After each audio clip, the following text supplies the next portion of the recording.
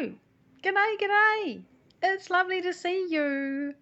I am here sitting in my lounge for a very good reason. I'm not outside, or I would be.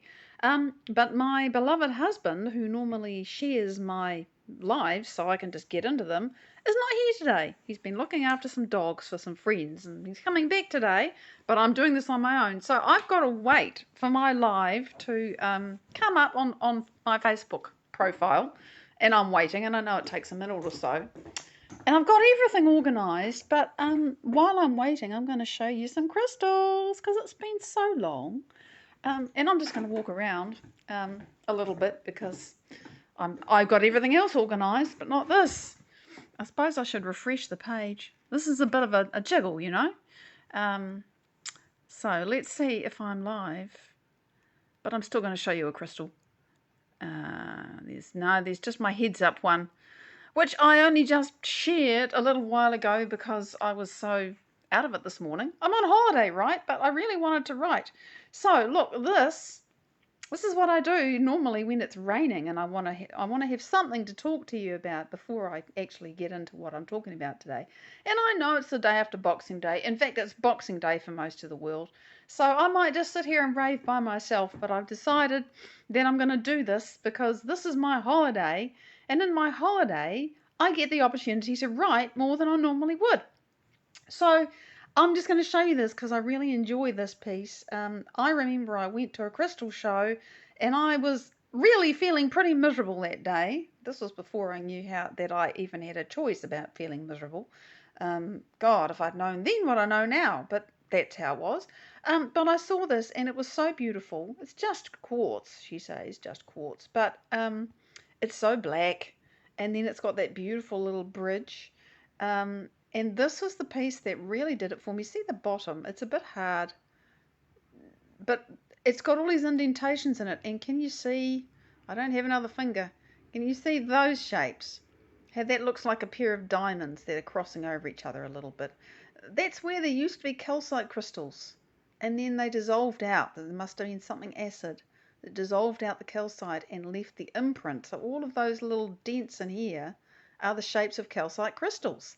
And I love this piece because there's no calcite left on it now, but it grew on top of, there was calcite underneath, and quartz and calcite often sit on top of each other.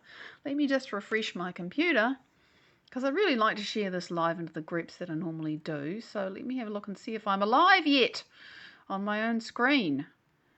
Apparently not. It's a bit of a bugger. I might just have to get going and then have another look. And I don't know whether I've got a 1 at the top, which means somebody's looking. It might just be me. But anyway, if it's not just me, welcome.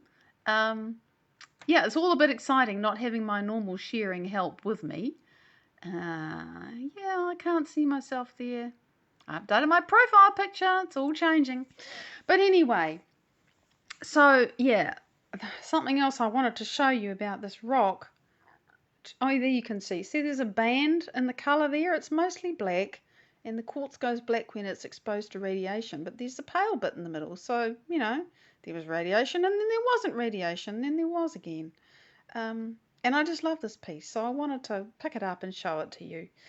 And keep on pushing the refresh button on my computer. Knowing my luck, it'll be 10 minutes before it shows up. I know it doesn't always come immediately. So I think I'm just going to have to get on with it, and I'll keep pushing the button and might just distract myself in the middle and share it while I'm still live. Who knows? Anyway, so put the lovely crystal on one side and get going. So today, even though I'm in the middle of the holidays, I am appreciating having space to do what I want to do and take time for it. But I thought I really want to keep writing. So what I wrote about today is this business of our caveman brain. And in the blurb that I put up the top of this live, it's like, well, do you know where your caveman brain lives in your head? Because you've got a caveman brain. And, you know, the walnut part that we're used to seeing, you know, in a picture of a brain, looks all crinkled and it's got the hills and valleys and the folds and things. That is not our caveman brain. We've had that really interesting walnut looking brain for 250,000, 300,000 years. Our caveman brain is much older and it sits in the middle. So even if you're very civilized, you have a caveman inside your head. Or a cave woman, if you're a cave person, if you're concerned about the whole gender thing. So what I'm trying to explain in my writing at the moment is how is it that there is this crazy statistic, and it's a well-known statistic, that says that most people spend 70% of their day in survival mode, being stressed. Actually, in the same mode that a caveman would be if they're running from a saber-toothed tiger. How is it that we get to spend 70% of our day like that? Because the researchers have they must have taken some people and measured their blood and looked at what they were doing and how they were thinking and come to the conclusion that they spend 70% of their day being really stressed. Their body is in the state as if they're running away from a predator that is going to kill them if they don't get away. Or, they've got to fight to defend life, limb, property. The cave where you live, it's a really good space. Here's another tribe wants to take it away from us. We have to fight for it. Those kinds of responses, that's what our survival brain does. And it does it really well. But how, and the thing is, and I spoke about this last week, how is it that, it's like this and it's an all or nothing response.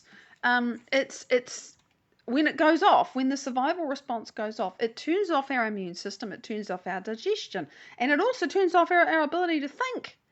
Because the only thing that you really need to be able to do if you're running from a tiger is get away from the tiger. And after the tiger is, finished being a problem, hi Laura, hi Eric. I still haven't come up on my own page, so I can't share in the group, so it's just, funny. Lovely to see you, sweetie. So, we have this survival brain and it takes all of our energy away from healing our body because our immune system's switched off while we're in survival, and our digestion isn't working because you don't need that. If you who cares if you can digest your meal? If you don't survive, it doesn't matter. You don't need to think. You don't need to be creating, you don't need to be solving complex problems. You just need to be running the hell away from the tiger. So that's what you're doing. And how come, to get back to the question, most of us these days are spending 70% of our day in that state? Because if you think about it, that is not a state in which you're going to survive. It's not healthy. If your body is not having a good, strong immune response for 70% of the day, you're going to get sick. If you can't digest your food 70% of the day, you're going to have digestive problems, and then there's no nutrition, and then there's all these knock-on effects in your body. So just physiologically, it's not a good idea to be in survival mode for 70% of the day, and yet most of us are. And why? So I'm trying to unpack that, right? So you've got this caveman inside your brain. Well, the caveman, and I'm using those words, I call it the survival brain. It's the chemical brain. It makes the chemicals, like the adrenaline, the epinephrine, is its modern name, that gives your body the strength and power to overcome those prehistoric threats. That's what it's evolved to deal with. And the problem we have is that now we aren't surrounded by tigers. But there are a lot of complexities in our lives, and there are a lot of things, like we have, just the fact that we're all on the internet, which is great, right? It opens up all this opportunity, and people can talk to each other, and they can create. G'day, gorgeous! I can see somebody else is with us. I'm glad you found me. I haven't come up on my own computer screen to share yet, which is just hilarious. So I'm probably going to give up on that, because I keep looking and checking and allowing myself to be distracted and see whether it will actually happen. And it's not, so never mind. But how is it that we get stuck there?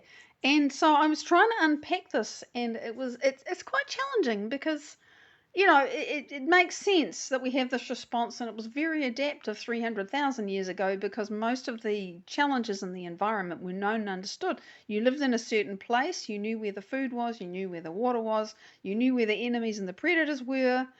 Primal filters and routine, totally right, Laura.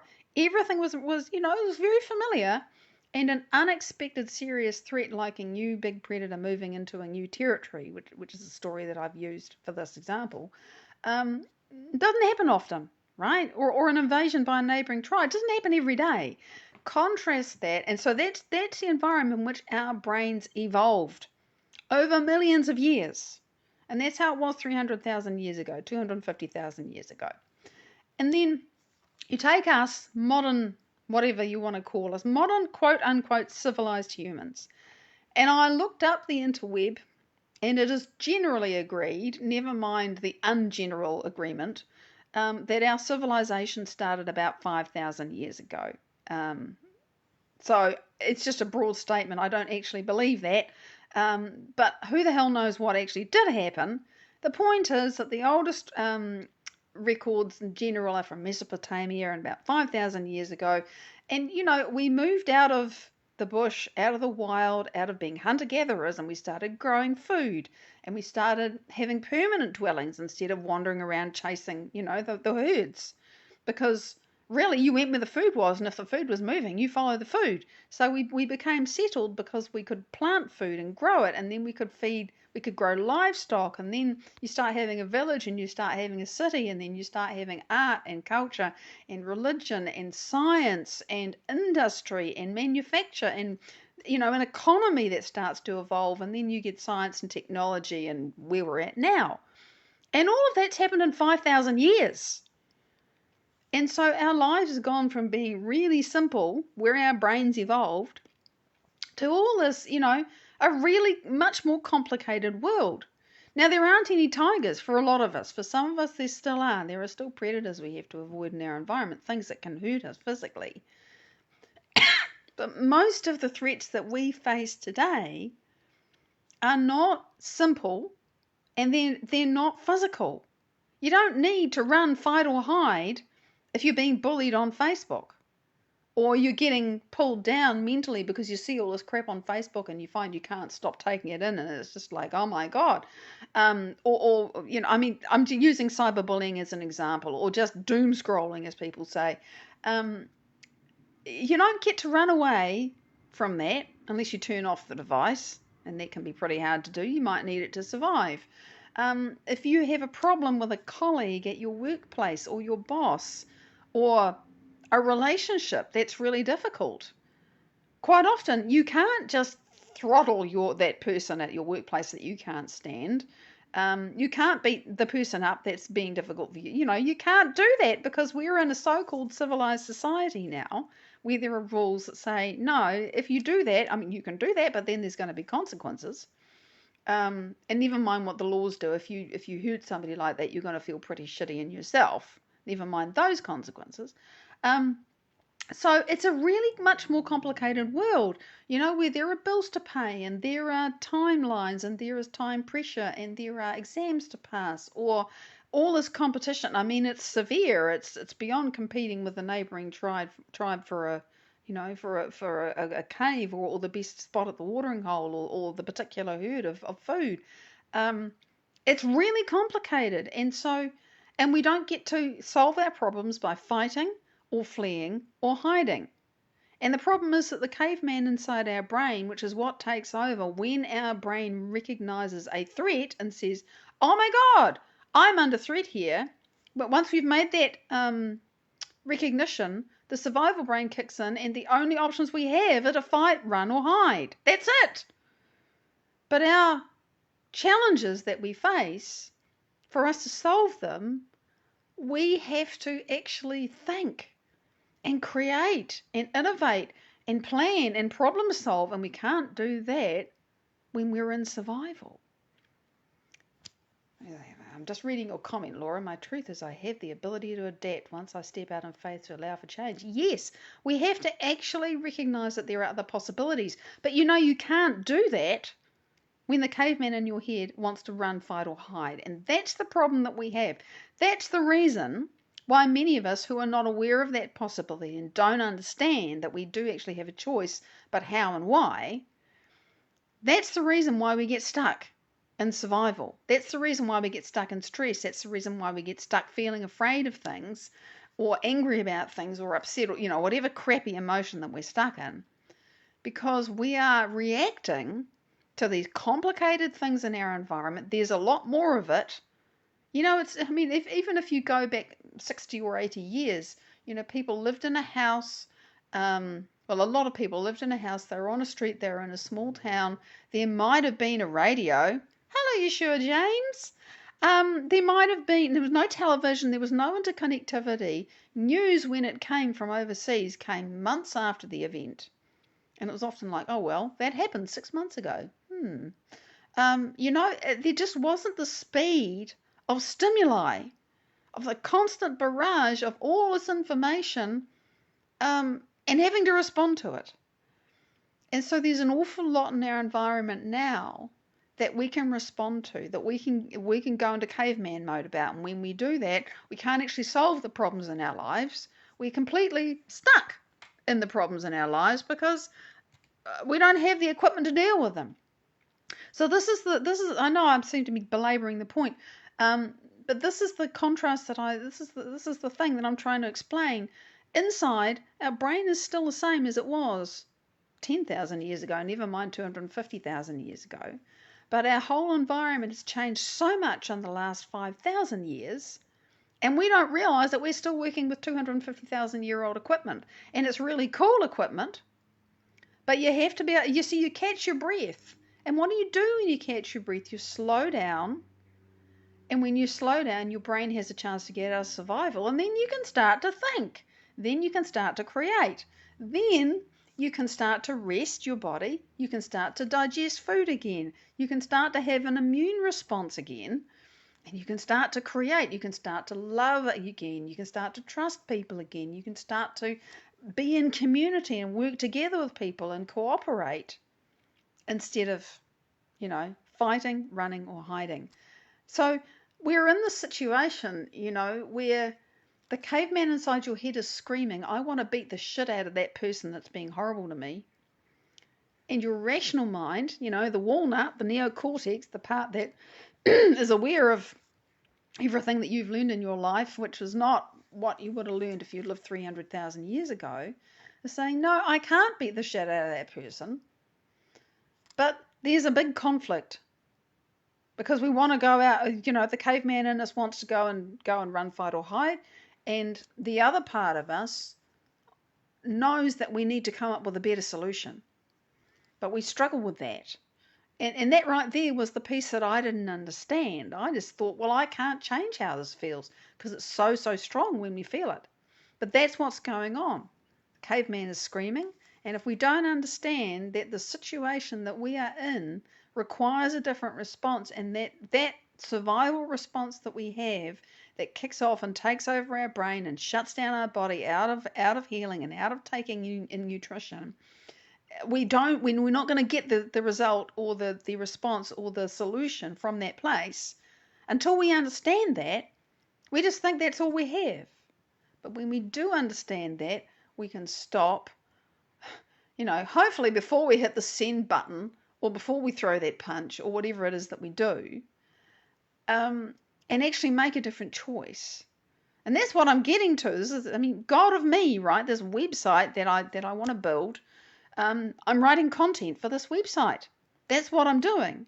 And it's about what I've learned from Dr. Joe Dispenza, which continues to change my life every single day because I do the meditation work that I've learned from him. But it isn't really meditation. He just uses a model of meditation to help people make change in their lives. Because what meditation does is it helps you to slow down your brain. Because when you're in caveman mode, your brain is going very fast. And if you want to get into creative solution-oriented mode, you have to slow your brain down. And to do that, the model of meditation that he teaches is not all about, it's actually very directed and very creative and very practical. And that's why I like it so much. And so I want to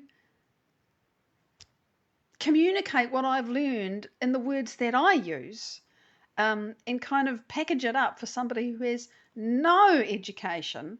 They can't speak English, they have to speak English, and they have to have a smartphone, and they may have very little money. But I want to package it up so that they can access it. And that's what God of Me is about.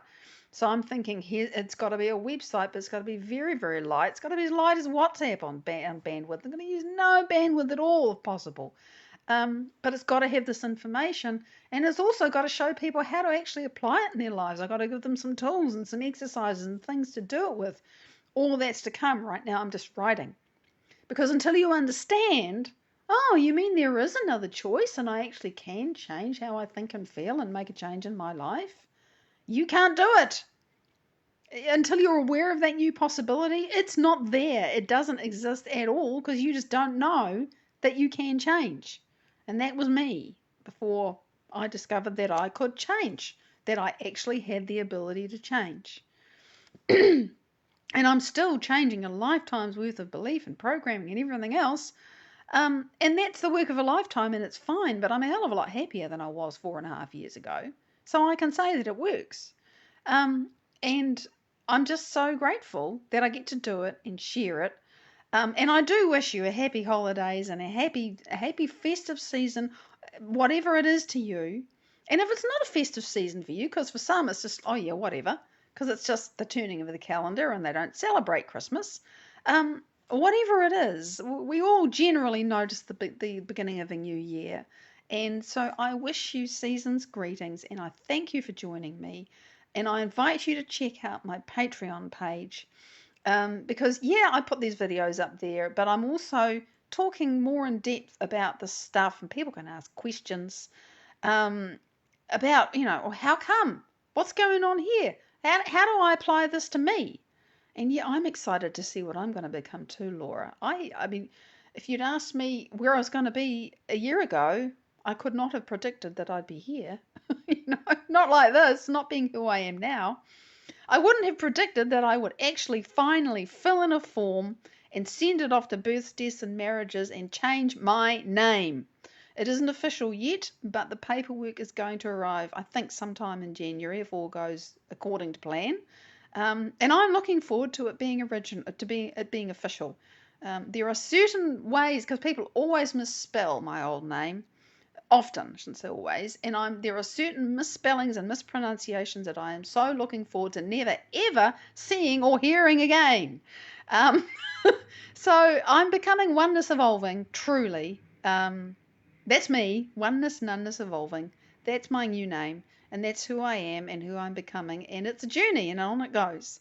And being God of me is part of it, and it's my service. And I thank you for joining me in the journey and joining me on this live. And like I said last week, I'm looking forward to doing more writing over this holiday than I have. So keep an eye out because I expect to be back before a week's gone out. I'm looking forward to that. So much love. Enjoy your holidays if you're doing them. And I'll see you again. Bye-bye.